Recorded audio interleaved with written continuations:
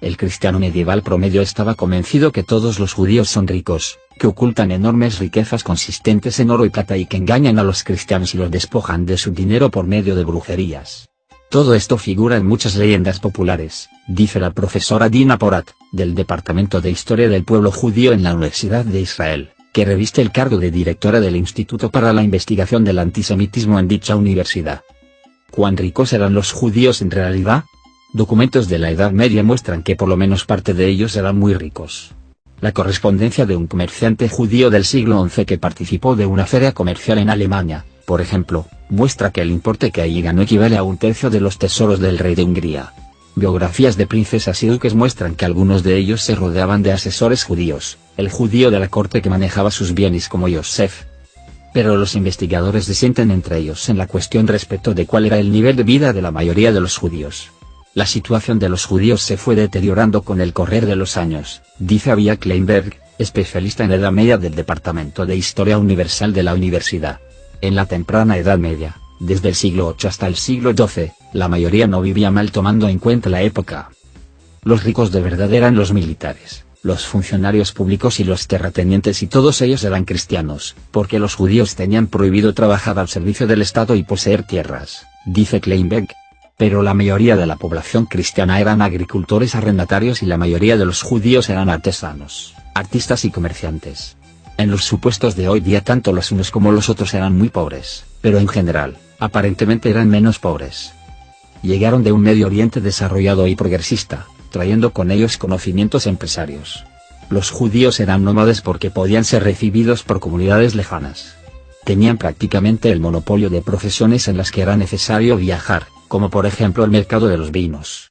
En la sociedad judía había un poco más de igualdad entre los sexos y las mujeres administraban los negocios mientras los hombres viajaban. También entre los judíos había pobreza, subraya la profesora Porat. Pero disponían de instituciones muy eficientes para la ayuda mutua. Los judíos ricos donaban dinero, la comunidad suministraba servicios médicos, ayuda a las parejas jóvenes que deseaban contraer matrimonio y caridad y beneficencia para los pobres.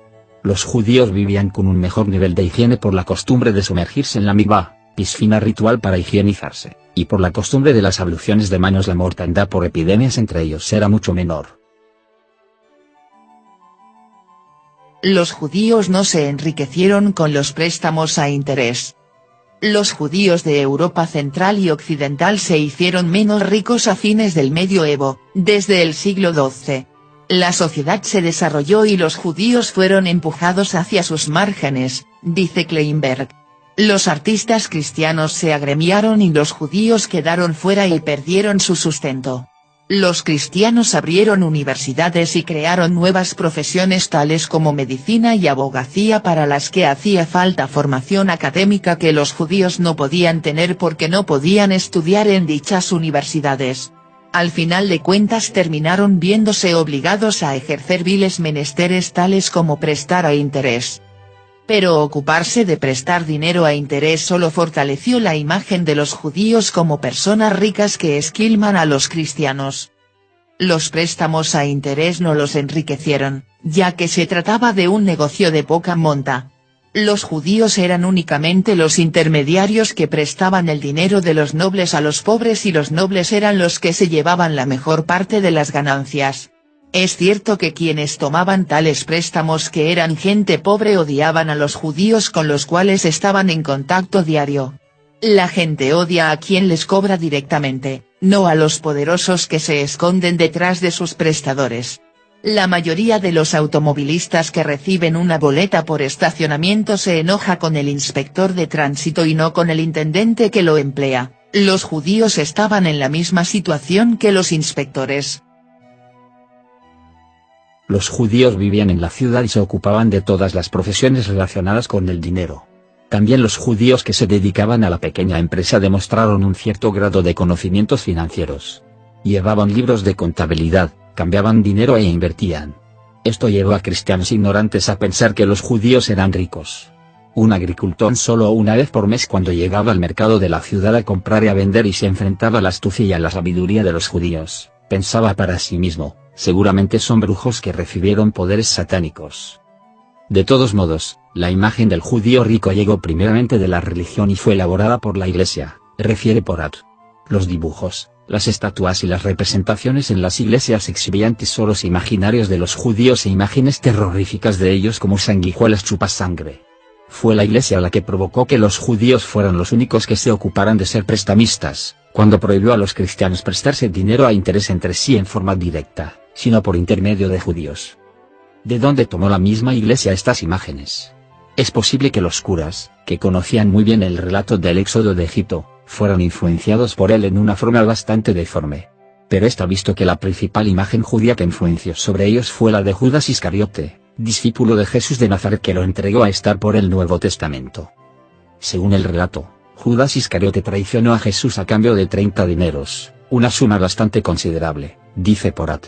Este hecho se transformó en el emblema de la traición y de la codicia.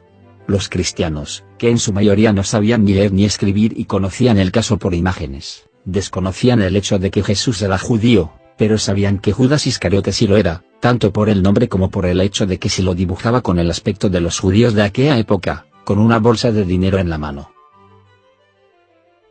La violencia obligó a los judíos a emigrar del occidente a aldeas de Europa Oriental, Polonia, Lituania, Rumania y Hungría, que se transformaron en algún momento durante el Medioevo en el centro judío más grande del mundo.